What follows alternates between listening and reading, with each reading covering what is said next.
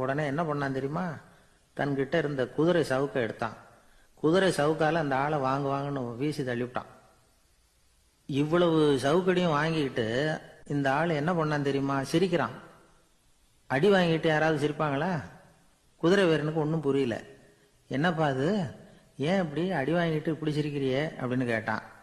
இப்ப அந்த வழிப்போக்கன் சொல்றான், ஐயா நான் இப்படி சிரிக்கிறதுக்கு காரணம் இருக்கு. இப்படி குதிரை கேட்டு உங்ககிட்ட அடி வாங்கலைன்னு வச்சுக்கோங்க, என் உயிர் உள்ள வரைக்கும் மனசுல ஒரு தவிப்பு இருந்துகிட்டே இருக்கும்.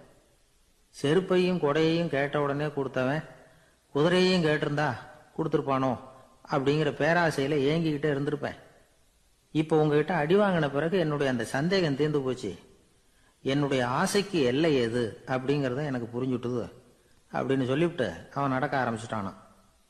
ஆசைக்கும் எல்லை உண்டு அப்படிங்கிறத விளக்கறதுக்காக வாரியார் சுவாமிகள் சொல்ற கதை இது.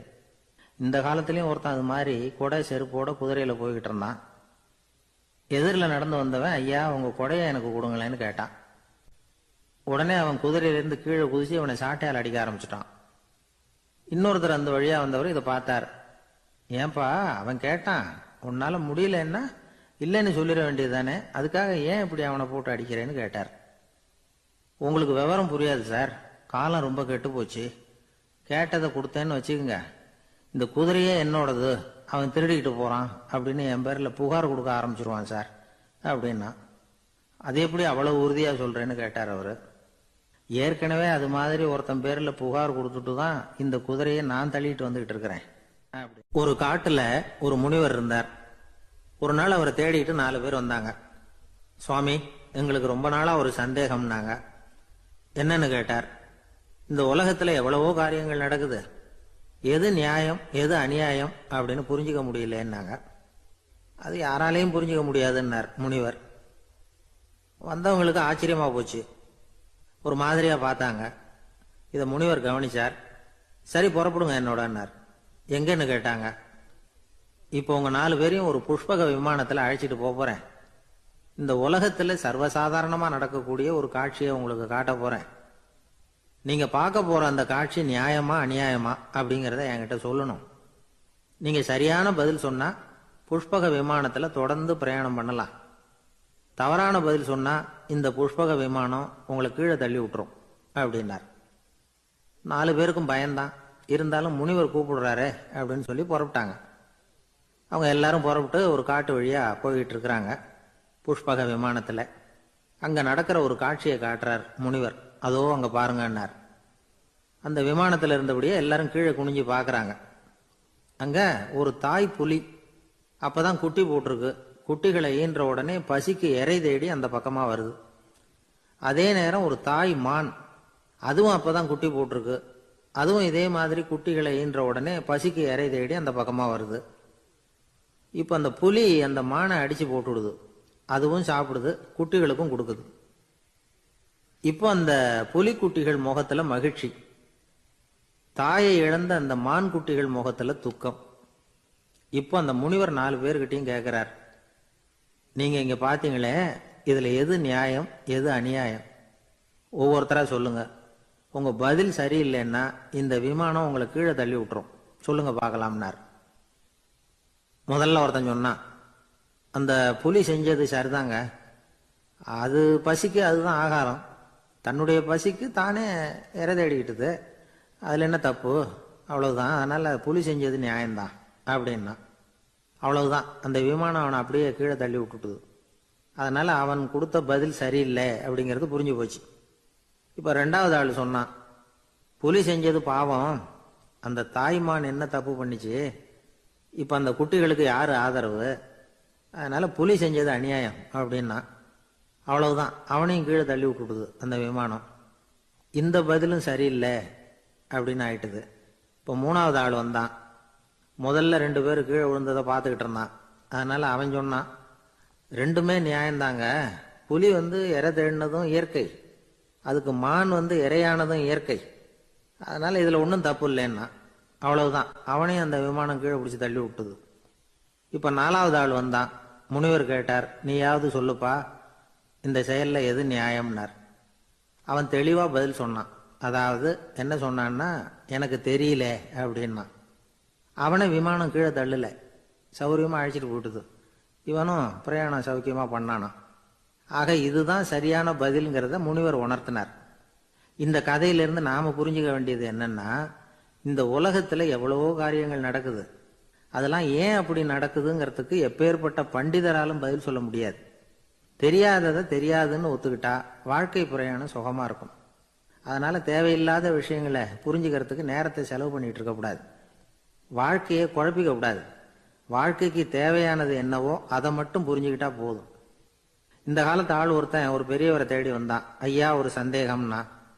என்ன உன்னுடைய சந்தேகம்னார். பகுத்தறிவுன்னா என்ன, விதின்னா என்ன அப்படின்னு கேட்டான். இதுக்கு அவரு, இப்போ உன்னுடைய வலது காலை தூக்குன்னார். தூக்கினான். சரி, இப்போ உன்னுடைய வலது காலை கீழே இறக்காம உன்னுடைய இடது காலையும் தூக்குன்னார். தூக்கினான். பொத்துன்னு கீழே விழுந்துட்டான். பெரியவர் சொன்னார், உன்னால ஒரு காலை தூக்க முடிஞ்சுது, அதுதான் பகுத்தறிவு. 2 கால்களையும் ஒரே சமயத்துல தூக்குனா அடிபடும், அப்படிங்கிறது தான் விதி அப்படின்னு விளக்கம் கொடுத்தார். இவன் தன்னுடைய விதியை நொந்துகிட்டே இடுப்பை பிடிச்சிக்கிட்டு அங்கிருந்து நடந்து போயிட்டானான். ஒரு ஊர்ல ஒரு கோயில் இருந்தது. ரொம்ப பழைய கோயில். உள்ள போறதுக்கே பயமா இருக்கும். எந்த நேரத்தில் இடிஞ்சு விழுந்துருமோ அப்படிங்கிற பயம். அப்படி இருந்ததுனால யாரும் துணிஞ்சு சாமி கும்பிடுறதுக்கு அங்க போறதில்ல. கோயிலுக்கு வர்ற கூட்டம் கொஞ்சம் கொஞ்சமா குறைய ஆரம்பிச்சுட்டுது. கோயில் நிர்வாகிகள் எல்லாரும் கூடி உட்காந்து பேசினாங்க. என்ன பண்ணலாம்னு யோசனை பண்ணாங்க. எந்த இடம் மோசமா இருக்கோ அந்த இடத்த பழுது பார்த்தாங்க. அங்கங்க வர்ணத்தை பூசி கொஞ்சம் அழகுபடுத்தி பார்த்தாங்க. ஏதோ இந்த ஊர்ல கோயில்னு ஒன்று இருக்கு, அது மக்களுக்கு தெரியணும் அப்படிங்கிறதுக்காகத்தான் இப்படிலாம் பண்ணாங்க. இருந்தாலும் கோவில் இருக்கிற நிலைமை மக்களுக்கு தெரியும். அதனால அங்க வர்றது குறைச்சிக்கிட்டாங்க அவங்க. ஒரு கட்டத்தில் யாருமே வர்றதில்லை. நிலைமை அந்த அளவுக்கு ஆயிட்டுது. மறுபடியும் கோவில் நிர்வாகிகள் கூட்டம் நடந்தது. இந்த கூட்டம் கூட கோயிலுக்கு உள்ள நடக்கல, இடிஞ்சு விழுந்துருமோங்கிற பயம். அதனால வெளியில தான் உட்காந்து கூட்டத்தை நடத்தினாங்க. ஏன்னா உள்ள போறதுக்கு அவங்களுக்கும் துணிச்சல் கிடையாது. எந்த நேரமும் விழுந்துரும் போல இருந்தது அது. அது வழியா போறவங்க கூட வேகமா அந்த இடத்த கடந்து போக ஆரம்பிச்சுட்டாங்க. கோவில் நிர்வாகிகள் வெளியில உட்காந்து கூட்டம் போட்டாங்க இல்லையா, அந்த கூட்டத்துல 4 தீர்மானங்களை நிறைவேற்றினாங்க. அது என்ன 4 தீர்மானம்னா, முதல் தீர்மானம், இந்த கோவிலை இடிப்பது அப்படிங்கிற முடிவை இந்த கமிட்டி மிகவும் வருத்தத்துடன் ஏற்றுக்கொள்ளுகிறது அப்படின்னு நிறைவேற்றினாங்க. இதுக்கு பதிலா இன்னொரு கோவிலை உடனடியாக கட்டி முடிச்சுடணுங்கிறது 2வது தீர்மானம். 3வது தீர்மானம் என்ன தெரியுமா? பழைய கோவிலின் கதவுகள், அதிலிருந்து பிரிச்சு எடுக்கிற செங்கல், இதையே புது கோவில் கட்டுவதற்கு பயன்படுத்தி கொள்ள வேண்டியது. பழைய கோவில் இருந்த மாதிரியே அதே வடிவத்தில் புது கோவிலையும் கட்ட வேண்டியது. பழைய கோவிலின் அஸ்திவாரத்தை அப்படியே வச்சுக்கிட்டு அதுக்கு மேல நாம கோயிலை கட்டிக்க வேண்டியது. இதுதான் 3வது தீர்மானம். இதையும் கமிட்டி முழு மனசோட ஏத்துக்கிட்டது. இது வரைக்கும் சரி. இப்ப அந்த கமிட்டி 4வதா ஒரு முக்கியமான தீர்மானத்தை கொண்டுகிட்டு வந்து அதையும் ஏகமனதா நிறைவேற்றி விட்டது. அது என்ன தீர்மானம்னா, புதிய கோவில் கட்டி முடிக்கிற வரைக்கும் பழைய கோவிலை இடிக்கிறதில்லை அப்படிங்கிற தீர்மானம். எப்படி இருக்குது பாருங்க இது. பழசை இடிக்காத வரையில அதே இடத்துல புதுசா எப்படி கட்ட முடியும்? பல விஷயங்கள்ல நாம நடந்துகிற முறையும் இப்படிதான் இருக்குதான். வாழ்க்கையில முன்னேறணும்னு ஆசைப்படுவோம். அதே நேரத்துல அந்த முன்னேற்றத்துக்கு எது தடையா இருக்கோ அதை விட்டு விடுறதுக்கும் மனசு வராது. வெளிநாட்டுல ஒரு பெரிய விருந்து நடந்துகிட்டு இருந்துதான். எல்லாரும் மது கோப்பையும் கையுமா அலைஞ்சுகிட்டு இருக்கிறாங்க. ஒருத்தர் மட்டும் கையில எதுவும் இல்லாம ரொம்ப நல்ல பிள்ளையா சாதுவா ஒரு ஓரமா தனியா உட்கார்ந்துருக்கிறார். அவர்கிட்ட நெருங்கி, வாங்க மது சாப்பிடலாம் அப்படின்னு கூப்பிட்டாங்களாம். என்ன வற்புறுத்தாதீங்க, நான் என் மனசுக்குள்ள உறுதியா தீர்மானம் பண்ணிவிட்டேன் அப்படின்னாராம். என்ன தீர்மானம் பண்ணியிருக்கீங்க அப்படின்னு கேட்டிருக்காங்க. ஏற்கனவே முழு போதையில் இருக்கும் பொழுது மறுபடியும் மது கோப்பையை தொடரதில்லை அப்படின்னு தீர்மானம் பண்ணியிருக்கேன் அப்படின்னாராம். ஒரு ஊர்ல ஒரு பெரியவர் இருந்தார். ஒரு நாள் அவரை தேடி ஒருத்தர் வந்தார். ஐயா, நான் கடவுளை பரிபூர்ணமா நம்புறேன் அப்படின்னார். சரி, அந்த நம்பிக்கை உனக்கு எப்படி வந்ததுன்னு கேட்டார் இவர். அவர் சொல்ல ஆரம்பிச்சார். ஐயா, எனக்கு கல்யாணம் ஆகி 10 வருஷம் ஆச்சு. ஆனாலும் குழந்தை பாக்கியம் இல்லை. அதுக்கு என்ன காரணமா இருக்கும்னு நான் யோசனை பண்ணிட்டு இருந்தப்போ நண்பர் ஒருத்தர் ஒரு ஆலோசனை சொன்னார். உனக்கு மதப்பற்று இல்லை, எந்த கடவுளையுமே நம்ப மாட்டேங்கிற, அதுதான் காரணம்.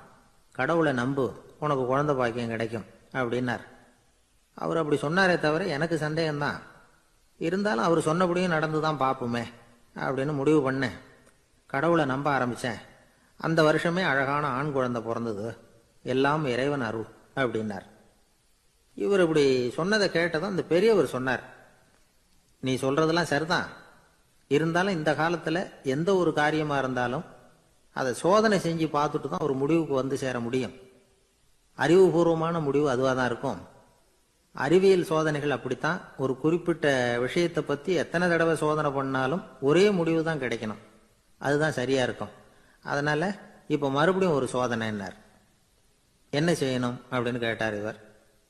கடவுள்கிட்ட ஒரு பெண் குழந்தை வேணும்னு கேளு. முதல்ல ஆண் குழந்தையை கொடுத்தது மாதிரியே இப்போ ஒரு பெண் குழந்தையையும் கொடுக்குறாரா பார்க்கலாம் அப்படின்னார். சரின்னு சொல்லி இவர் அதே மாதிரி முயற்சி பண்ணினார். அதுக்கப்புறம் அவர் இந்த பெரியவர்கிட்ட வரவே இல்லை. கொஞ்ச காலம் கழிச்சு இவரே அவரை தேடிக்கிட்டு போய் கதவை தட்டினார். அவர் கதவை திறந்தார். என்ன ஆச்சு, கடவுள் கண் திறந்தாரா அப்படின்னு கேட்டார். அவர், அந்த சமாச்சாரம்லாம் நமக்கு வேணாம் சார். முதல் தடவை அது ஏதோ தற்செயலா ஏற்பட்ட ஒரு சாதகம். இப்போ நீங்கள் 2வது தடவை சொன்ன பிறகு தினமும் கடவுளை வேண்டிக்கிட்டு தான் இருக்கிறேன், ஒன்றும் நடக்கலை அப்படின்னார் ரொம்ப விரக்தியா. ஒரே ஒரு தோல்வியில் உங்கள் நம்பிக்கையெல்லாம் பறந்து போயிடுது பார்த்தீங்களா அப்படின்னார் அந்த பெரியவர். எல்லாம் நல்ல விதமாக நடக்கிற வரைக்கும் நம்பிக்கை, எதிர்பார்த்தது தோல்வியில் முடிஞ்சுட்டுதுன்னா அவநம்பிக்கை. மற்றவர்கள் பேரில் வைக்கிற நம்பிக்கை எந்த நேரத்திலையும் விவகாரமாகி விடக்கூடிய சாத்தியம் உண்டு. நாம நம்பிக்கை வைக்க வேண்டியது நம்ம கிட்ட தான். நமக்குள்ள இருக்கிறார் கடவுள்.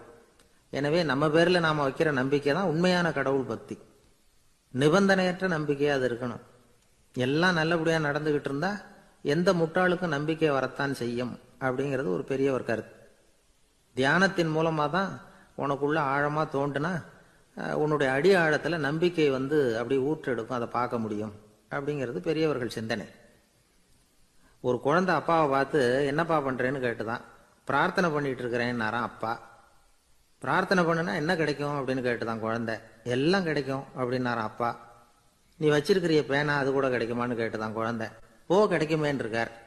அப்படின்னா அந்த பேனாவை என்கிட்ட கொடுத்துரு, நீ பிரார்த்தனை பண்ணி வேற பேனா வாங்கிக்கோ அப்படின்னு தான் அந்த குழந்தை. எனக்கு தெரிஞ்ச ஒருத்தர் இருக்கார். அவரு ஒரு பெரிய காவல்துறை அதிகாரி, ரொம்ப கண்டிப்பானவர். அவரை கண்டாவே எல்லாரும் பயப்படுவாங்க. அப்படிப்பட்டவர் வீட்டுக்கு போனா அப்படியே அடியோட மாறிடுவார். அங்க போய் பாத்தீங்கன்னா குழந்தைகளோட குழந்தையா அவர் விளையாடிட்டு இருப்பார். அலுவலக சமயத்துல பாத்தீங்கன்னா குதிரை முதுகுல அவர் உட்கார்ந்துருப்பார். வீட்டுல பாத்தீங்கன்னா அவர் முதுகுல குழந்தை உட்காந்துருக்கும். அவரு குதிரை மாதிரி போயிட்டு இருப்பார். இது எப்படிங்க முடியுது உங்களால அப்படின்னு கேட்டாங்க. அது ஒண்ணும் இல்ல, இங்க வீட்டுக்கு வந்த உடனே என்னோட மனசை தனியா எடுத்து வச்சிருவேன் அப்படின்னார். அது என்னங்க உங்க சட்டப்பயிலியா இருக்குது மனசு, அது தனியா எடுத்து வைக்கிறதுக்கு அப்படின்னு கேட்டாங்க.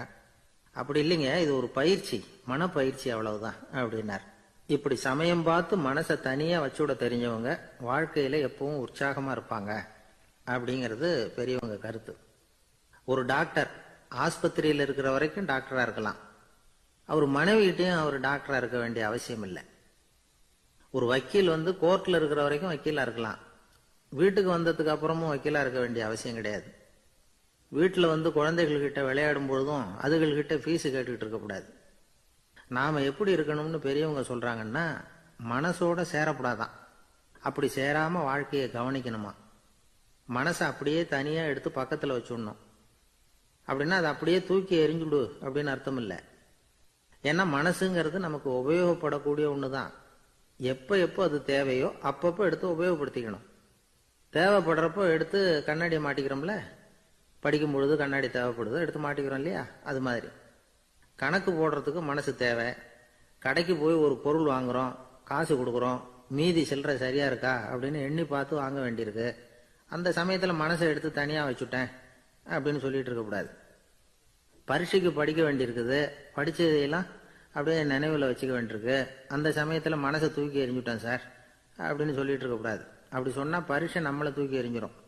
அதனால தேவைப்படுறப்போ மனசை உபயோகப்படுத்தணும், தேவையில்லாதப்போ அதை தனியாக ஓய்வு எடுத்துக்க விட்டுடணும். இப்படி நாம் பழக்கப்படுத்திக்கிட்டா வாழ்க்கைங்கிறது நமக்கு புதுசாக தெரியுமா. மனசுக்கும் ஒரு சக்தி கிடைக்கும். எந்திரங்களுக்கு ஓய்வு கொடுக்குற மாதிரி மனசுக்கும் ஓய்வு கொடுக்கணும், இல்லைன்னா அது களைச்சு போயிடும். குழந்தைகள் மனசை சுமந்துகிட்டு இருக்கிறது இல்ல. இது முதியவர்கள் குழந்தைகள் கிட்ட இருந்து கத்துக்க வேண்டிய ஒரு பாடம். ஆனாலும் இந்த கால குழந்தைகள் கிட்ட ரொம்ப எச்சரிக்கையா இருக்க வேண்டியிருக்கு. ஒரு தாத்தாவும் பேரனும் விளையாடிக்கிட்டு இருக்கிறாங்க. தாத்தா, எனக்கு சைக்கிள் ஓட்ட கத்து கொடு அப்படிங்கிறான் பேரன். சைக்கிள் உயரம் கூட இல்லை, அதுக்குள்ள சைக்கிள் ஓட்டணுமா அப்படின்னாரு தாத்தா. ஏன் தாத்தா, ரயில் ஓட்டுறாரே, அவர் என்ன ரயில் நீளமா இருக்கார் அப்படின்னு கேட்டானா அந்த பையன். ஒரு நல்ல நகைச்சுவை எப்படி இருக்கணும், இதுக்கு ஒவ்வொருத்தர் ஒவ்வொரு மாதிரியான விளக்கத்தை கொடுத்துருக்குறாங்க. ஆனா கலைவாணர் என்.எஸ். கிருஷ்ணன் கொடுக்கிற விளக்கம் என்ன தெரியுமா? நகைச்சுவைங்கிறது அடுத்தவங்களுக்கு துன்பம் கொடுக்காம இருக்கணும், அடுத்தவங்க மனசை புண்படுத்தக்கூடாது, அதுதான் சிறந்த நகைச்சுவை அப்படிங்கிறார். அதுக்கு அவர் உதாரணமும் கொடுக்கிறார். ஒரு ஏரி ஓரமா 2 பசங்க நடந்து போயிட்டு இருக்கிறாங்க. அதுல ஒருத்தன் பணக்கார வீட்டு பையன், இன்னொருத்தன் ஏழை. இவங்க 2 பேரும் போயிட்டு இருக்கிறாங்க. வழியில ஒரு இடத்துல ஒரு ஜோடி செருப்பு இவங்க கண்ணுல படுது. ஒரு விவசாயி அந்த செருப்பை அங்க விட்டுட்டு பக்கத்துல இருந்த ஏரியில கை காலை கழுவிட்டு இருக்கிறார். உடனே அந்த பணக்கார பையனுக்கு ஒரு ஐடியா. அவன் சொன்னானா, டேய், இப்போ ஒரு வேடிக்கை செய்யலாம். அந்த செருப்பு 2ஐயும் தூக்கி எட்டத்துல வீசி எரிஞ்சிருவோம். அந்த ஆள் பார்த்துட்டு செருப்பை தேடி அல்லாடுவான், அங்கேயும் இங்கேயும் ஓடுவான், திரு திருன்னு முழிப்பான். அதை பார்த்து நாம ரசிக்கலாம், நல்ல தமாஷா இருக்கும் அப்படின்னு இருக்கான். இப்படி சொல்லிவிட்டு அந்த செருப்புகளை தூக்கத்துக்கு போனானா. கொஞ்சம் பொறு அப்படின்னானா அந்த ஏழை பையன். ஏன்னு கேட்டிருக்கான் அவன். இப்போ அந்த ஏழை பையன் சொன்னானா, நீ சொல்றது ஒன்றும் வேடிக்கை கிடையாது.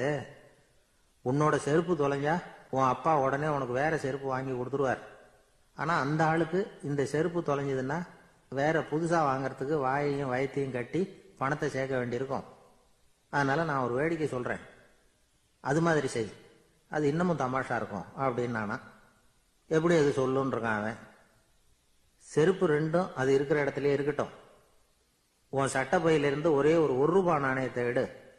அதை அந்த செருப்பு மேல அதோட குதிகால் பகுதியில வச்சுட்டு நாம 2 பேரும் அந்த மரத்துக்கு பின்னாடி ஓடி போய் மறைஞ்சு நின்னுக்குவோம். அப்புறம் பாரு வேடிக்கைய அப்படின்னா. அதே மாதிரி ரூபாய் காசு செருப்பு மேல வச்சுட்டு இவங்க 2 பேரும் மறைஞ்சு நின்னுக்கிட்டாங்க. கொஞ்ச நேரத்துல அந்த விவசாயி வந்தார். காலில் உள்ள மண்ணை தட்டிவிட்டு செருப்பை மாட்டுறதுக்காக போனார். அங்கிருந்த காசு கண்ணுல போட்டுட்டுது. அவருக்கு ஆச்சரியமா போச்சு. அதை கையில் எடுத்து பாக்குறார். 4 பக்கமும் திரும்பி திரும்பி பாக்குறார், யார் இதை வச்சிருப்பான்னு. கடைசியில ஆகாயத்தை பாக்குறார். ஆண்டவா, இது உன்னோட கருணை தான். நீ தான் யாரோ புண்ணியவான் மனசுல தர்மம் பண்ற எண்ணத்தை உண்டாக்கி இருக்கிற. அந்த புண்ணியவான் நல்லா இருக்கணும் அப்படின்னு வாழ்த்தி அந்த காசை கண்ணுல ஒத்திக்கிட்டாராம். மறைஞ்சிருந்து பார்த்துக்கிட்டு இருந்த ஏழை பையன் இப்படி சொன்னான், பாத்தியா, உன்னை புண்ணியவான்னு வாழ்த்திக்கிட்டு போறார் அந்த ஆள். அவருக்கும் சந்தோஷம், அதை பார்த்து நமக்கும் சந்தோஷம். உனக்கு ரூபாங்கிறது ஒரு பெரிய விஷயம் இல்லை, ஆனா அதனால நமக்கு கிடைச்சிருக்கிற மகிழ்ச்சி ரொம்ப உயர்வானது அப்படின்னு நானா. வேடிக்கையும் கிண்டலும் இது மாதிரி அடுத்தவங்களுக்கு இடைஞ்சலா இல்லாம இருக்கணும் அப்படிங்கிறார் கலைவாணர். ஆனா பாருங்க, அவருக்கே இடைஞ்சலா வர்ற விஷயங்களை கூட அவர் வேடிக்கையா தான் எடுத்துக்கிட்டாராம். ஒரு தடவை ஒருத்தர் கலைவாணர் கிட்ட ஐயா, என் குழந்தை செத்து போச்சு அப்படின்னு சொல்லி அழுதாராம். உடனே இவர் அவருக்கு 100 ரூபாய் பணத்தை கொடுத்து, இந்தாங்க அடக்கம் செய்யுங்க அப்படின்னு சொல்லி அனுப்பி வச்சாராம். 1 வருஷம் கழிச்சு மறுபடியும் அதே ஆள் வந்திருக்கார். இவர் மறந்துருப்பாருங்கிற நினைப்புல, அண்ணே என் குழந்தை இறந்து போச்சுண்ணே அப்படின்னாராம். இவர் மறுபடியும் 100 ரூபாய் கொடுத்து ஆறுதல் சொல்லி அனுப்பி வச்சாராம். 7-8 மாசம் கழிச்சு மறுபடியும் அதே ஆள் வந்திருக்கார். அவர் வாயை திறக்கிறதுக்கு முன்னாடியே இவர் 100 ரூபாய் அவர் கையில வச்சு, போன 2 தடவை தான் குழந்தை செத்து போச்சு, இந்த தடவையாவது அதை சாகாம காப்பாத்தி விடு அப்படின்னு சொல்லி அனுப்பி வச்சாராம். அதுக்கப்புறம் அந்த ஆள் வர்றதே இல்லையா. ஒரு ஊர்ல ஒரு ஆள் இருந்தான், தையல் கடை வச்சிருந்தான். அவங்ககிட்ட ஒருத்தன் ஒரு சட்டை துணி எடுத்து கொடுத்து தைக்க சொல்லியிருந்தான். வர்ற சனிக்கிழமை வா, வாங்கிட்டு போ அப்படின்னு அவன் சொல்லியிருந்தான். அதே மாதிரி அவன் வந்தான். அவன் தச்சு வச்சிருந்த சட்டையை கொடுத்தான். இவன் வாங்கி அங்கேயே போட்டு பார்த்தான். கை நீளம் ஒண்ணுக்கு ஒண்ணு வித்தியாசமா இருந்தது. வலது கை இடது பக்கத்தை விட நீளம் குறைச்சலா இருந்தது. இவன் முணுமுணுக்க ஆரம்பிச்சுட்டான், என்ன இது இப்படி தச்சு விட்டியே அப்படின்னு. இதுக்கு அவன் சொன்னான், ஐயய்ய, இதுக்காகவா சங்கடப்படுறீங்க, வலது கையை மட்டும் கொஞ்சம் உள்ள இழுத்தாப்புல வச்சுக்கிட்டீங்கன்னா சரியா போடும். மற்றபடி அந்த சட்டையில உள்ள கலை அம்சத்தை கவனிங்க, எவ்வளவு அற்புதமா தைச்சிருக்கேன் பாருங்க. ஒரு சின்ன குறைய பொருட்படுத்தாதீங்க. நான் சொன்னது மாதிரி கையை கொஞ்சம் உள்ள இழுத்து வச்சுக்கிட்டு நீங்க பாட்டுக்கு நடந்து போங்க, ஜோரா இருக்கும் அப்படின்னா. அவனும் யோசனை பண்ணி பார்த்தான். சரியான யோசனையா தான் தோணுச்சு. கொஞ்சம் முயற்சி பண்ணி வலது கையை உள்ள இழுத்து சட்டை சரியா இருக்கிறது மாதிரி பண்ணிட்டான். இப்ப மறுபடியும் ஒரு பிரச்சனை. வலது கையை உள்ள இழுத்த மாதிரி வச்சுக்கிட்டதும் முதுகு பக்கம் கொஞ்சம் துணி தளர்ந்து தொங்குறது மாதிரி ஆயிட்டுது. என்ன இது, முதுகு பக்கம் துணி குவிஞ்சுட்டுதே, அப்படியே தொங்குறது மாதிரி இருக்க அப்படின்னு அவன் மறுபடியும் ஆரம்பிச்சான். ஐயா, இதுக்காகவா கவலைப்படுறீங்க? உடம்பு அதுக்கு தகுந்த மாதிரி கொஞ்சம் வளைச்சிக்கிட்டா போச்சு. இதுக்காக அந்த அழகான தையலை பிரிச்சு அதுல உள்ள கலை அம்சத்தை கெடுக்கிறதுக்கு என் மனசு இடம் கொடுக்கல. எவ்வளவுக்கு தளர்த்தியா இருக்கோ அவ்வளவுக்கு கொஞ்சம் உடம்ப வளைச்சி அப்படியே வச்சுங்க, சரியா போடும் அப்படின்னா. இதுவும் நல்ல யோசனையா போடுது அப்படின்னு நினைச்சானா இவன். சரின்னு சொல்லிவிட்டு புறப்பட்டான். தெருவில் இறங்கினான். கையை கொஞ்சம் உள்ள இழுத்தான், உடம்ப கொஞ்சம் வளைச்சி வச்சுக்கிட்டான், சட்டைக்கு தகுந்த மாதிரி பண்ணிட்டான். அப்படியே மெதுவா நடந்து போனான். இப்போ எதிரில் இன்னொருத்தன் வந்தான். இவனை பார்த்தான். இவன் போட்டிருக்கிற சட்டையை பார்த்தான். ஆஹா, அற்புதமா இருக்கு. நான் சும்மா சொல்லக்கூடாது, ரொம்ப நல்லா இருக்குது. இது நிச்சயமா இது இந்த ஊர் மேல தெருவில் ஒருத்தன் இருக்கிறானே, அவன் தைச்சதா தான் இருக்கணும் அப்படின்னு நானா. இதை கேட்டதும் அவனுக்கு ஆச்சரியம் ரொம்ப. எப்படி அவ்வளவு கரெக்டா கண்டுபிடிச்சிங்க அப்படின்னு கேட்டிருக்கான். இதுக்கு அந்த வழிபோக்கன் சொன்னானா, அவன் ரொம்ப கெட்டிக்காரன். உங்களை மாதிரி உடம்பும் கையும் வளைஞ்சு போன ஒரு ஆளுக்கு அவனை தவிர வேற யாராலையும் இவ்வளவு பொருத்தமான சட்டையை தைக்க முடியாது அப்படின்னு நானா. பாருங்க, அவனுக்காக இவன் அனுசரிக்க போய் இவனோட நிலைமை எப்படி ஆயிட்டு பாருங்க. இதே மாதிரி தான் சில சடங்குகளும் சம்பிரதாயங்களும் நம்மளை கோமாளி ஆக்கி விட்டுரும். எதுவா இருந்தாலும் அதுல அறிவுபூர்வமான அணுகுமுறை அவசியம். ஒரு நர்ஸ் அவசரமா ஓடி வந்து டாக்டர் கிட்ட சொல்லிச்சான், டாக்டர், ஒரு தப்பு நடந்து போச்சு. 10ஆம் நம்பர் பெட்ல இருக்கிற பேஷண்ட்டுக்கு காலில் ஆபரேஷன் பண்றதுக்கு பதிலா கையில் ஆபரேஷன் பண்ணிவிட்டீங்க. கையை ஆபரேஷன் பண்ண வேண்டிய ஆள் 7ஆம் நம்பர் பெட்ல இருக்கார் அப்படின்னு தான். இதுக்கு அவர் பதட்டப்படாம சொன்னாராம், பரவாயில்ல, இவரை தூக்கி 7ஆம் நம்பர் பெட்ல போட்டுரு அப்படின்னாராம். ஒரு காட்டுல ஒரு நரி இருந்தது. ஒரு நாள் காலை நேரம் அது தன்னுடைய இருப்பிடத்திலிருந்து வெளியில வந்தது. கொஞ்ச தூரம் நடந்து வந்தது. அப்பதான் அது தன்னோட நிழலை கவனிச்சு பார்த்தது. பார்த்தா அது ரொம்ப நீளமா பெருசா இருக்குது. காலை நேரத்துல நிழல் அப்படித்தானே இருக்கும். ஆனா அந்த நரிக்கு அந்த விஷயம் தெரியல. தன்னுடைய நீண்ட பெரிய நிழலை பார்த்து ஆச்சரியப்பட்டது. ஆஹா, நாம இவ்வளவு பெருசாவா இருக்கிறோம் அப்படின்னா என்னுடைய காலை சாப்பாட்டுக்கு ஒரு யானை இல்லைன்னா ஒரு ஒட்டகம் கிடைச்சாதான் சரியா இருக்கும் போல இருக்கு அப்படின்னு முடிவு பண்ணிக்கிட்டது. உடனே ஒரு யானை அல்லது ஒட்டகத்தை தேடி அலைஞ்சது, எங்க கிடைக்கும்னு. கிடைக்கவே இல்லை. மத்தியானம் 12 மணி ஆயிட்டுது. பசியோட அலையுது. இப்ப தன்னோட நிழலை பார்த்தது. அது மத்தியான நிழல் எப்படி இருக்கும், அது ரொம்பவும் குறுகி போய் தெரிஞ்சுது.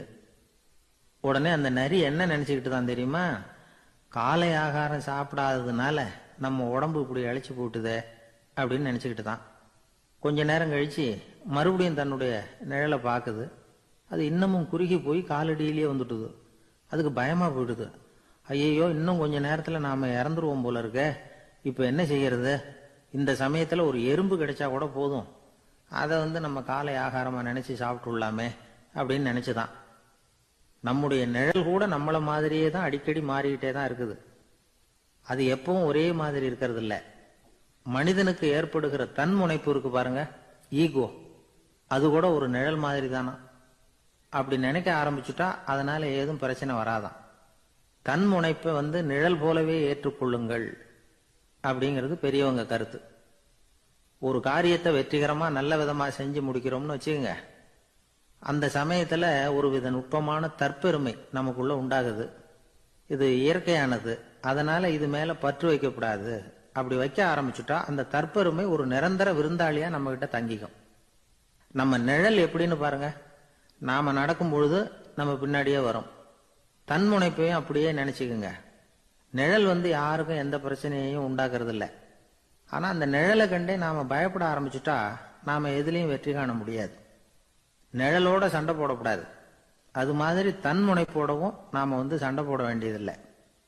இல்லாத ஒன்றோடு சண்டை போடுறது எப்படின்னா, அது இருட்டோட சண்டை போடுறது மாதிரி. நாம நிழல் கிடையாது, நம்ம கிட்ட இருக்கிற தன்முனைப்பு ஒரு நிழல். நம்ம நிழலையும் நமக்கு சமமா பாக்குறோம் பாருங்க, அங்கதான் சிக்கலே ஆரம்பம். இப்போ நாம நடந்து போய்கிட்டு இருக்கிறோம், நம்ம நிழல் வந்து தரையில விழுது. யாரோ ஒருத்தர் நம்ம நிழல் மேல காலை வச்சு நடந்து போறார். உடனே அவர்கிட்ட சண்டைக்கா போறோம், ஏண்டா என் நிழலை மிதிச்ச அப்படின்னு. நமக்கு தெரியும் அது நிழல் தாங்கிறது. அவர் உங்க மேல நடக்கல, உங்களுடைய நிழல் மேலதான் நடக்கிறார். அது மாதிரி உங்க தன்முனைப்பின் மேல யாராவது நடந்தா உங்களை அவமானப்படுத்துறதா நினைக்கிறீங்க. காரணம், நாமளும் நம்ம தன்முனைப்பும் ஒண்ணுங்கிற நினைப்பு தான் காரணம், மற்றபடி வேற ஒண்ணும் கிடையாது. நம்ம நிழல் மேல நடக்கிறவர் நம்மளை காயப்படுத்துறது இல்ல. தன்முனைப்பை வேண்டாத ஒன்னாவும் பார்க்க வேண்டியதில்லை. அது வந்து இயற்கை. நிழலை வந்து உங்க முன்னாடி வைக்க வேணாம், அது உங்க பின்னாடியே இருக்கட்டும். நிழலின் நிழலாகி விடாதீர்கள், நீங்கள் நீங்களாகவே இருங்கள். இதுதான் சான்றோர் சிந்தனை. ஒரு பேருந்துல ஒரே நெரிசல். ஒருத்தர் பக்கத்துல நின்றுகிட்டு இருந்தவர்கிட்ட ரொம்ப பணிவா விசாரிச்சார், ஏன் சார் நீங்க ஏதாவது பெரிய உத்தியோகத்துல இருக்கிறீங்களா அப்படின்னார். அப்படிலாம் ஒண்ணும் இல்லைங்கன்னார் அவரு. அப்படின்னா வேற ஏதாவது அரசியல்ல பெரிய பதவியில் இருக்கிறீங்களா அப்படின்னு கேட்டார். அதுவும் இல்லைங்கன்னார். சரி, பணமாவது அதிகமா வச்சிருக்கீங்களா அப்படின்னு கேட்டார். அப்படிலாம் ஒன்றும் கிடையாது சார்னார் அவரு. அப்புறம் எதுக்குடா என் காலை மிதிச்சுக்கிட்டு இருக்கிற, எடுறா காலை அப்படின்னாராம் இவர். ஒரு ரயில் வேகமா போயிட்டு இருக்கு. அது ஒரு ரயில்வே ஸ்டேஷன்ல கொஞ்ச நேரம் நின்னுது. அப்போ அதுல ஒரு ஆள் ஏறினார். தலையில ஒரு மூட்டையை வச்சிருந்தார். மூட்டையை தலையில சுமந்துக்கிட்டே உள்ள வந்தாரு. மூட்டையை தலையில சுமந்துக்கிட்டே ஒரு இடத்துல உட்கார்ந்தார். ரயில் மறுபடியும் புறப்பட்டது.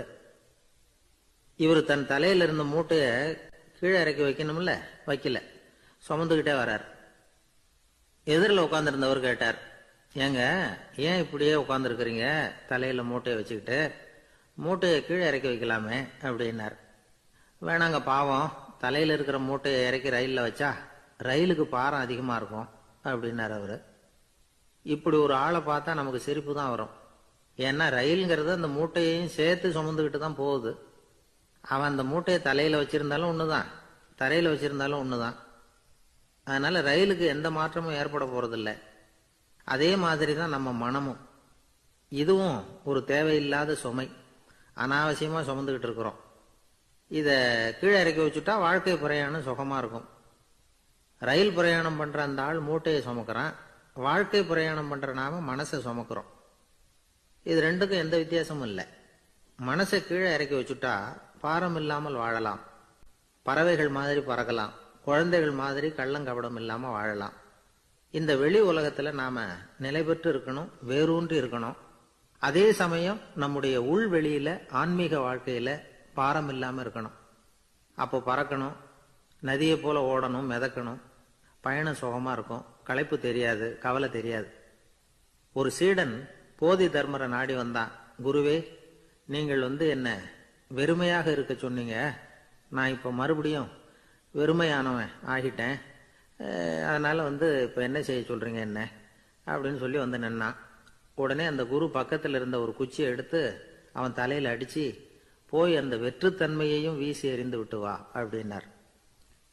நான் இப்போ காலியா இருக்கிறேன்னு ஒருத்தன் சொல்றான்னு வச்சுங்க, அது உண்மை இல்லை. ஏன்னா இன்னமும் அதுல நான்கிற எண்ணம் இருக்குது. எந்த சிந்தனையும் இல்லாம இருக்கிறது கடினம் தான். ஆனாலும் மனிதன் அதுல உள்ள நுட்பத்தை புரிஞ்சுக்கிட்டான்னா, இவ்வளவு தூரம் தூக்கி சுமந்துக்கிட்டு வந்த அந்த மனதின் முட்டாள்தனத்தை அவனே பார்த்துட்டு சிரிப்பான். இதுதான் பெரியவங்க சொல்லி இருக்கிற ஆலோசனை. நம்மால் ஒருத்தன் தலையில ஒரு பெரிய